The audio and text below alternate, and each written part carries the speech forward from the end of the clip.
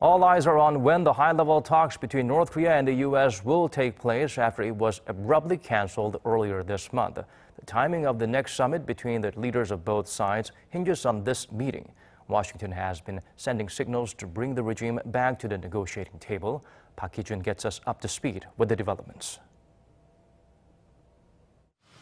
The U.S. has repeatedly made clear its hopes to hold a second summit with North Korea early next year. The two sides were originally set to hold high-level talks on November 8th, just after the U.S. midterm elections, to discuss the details of the summit as well as the North's denuclearization.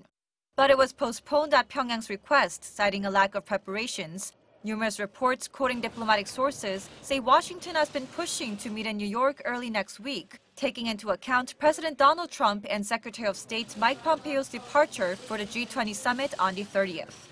The U.S. has been sending signs to bring North Korea to the negotiating table.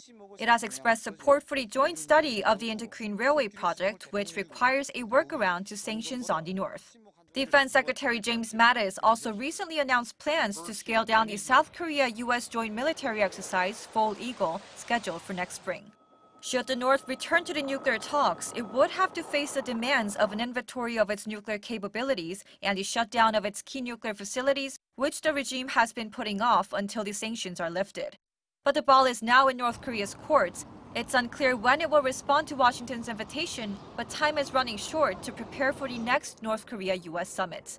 A positive response will not only mean a green light for the Kim-Trump summit, but also for Chairman Kim's proposed visit to Seoul.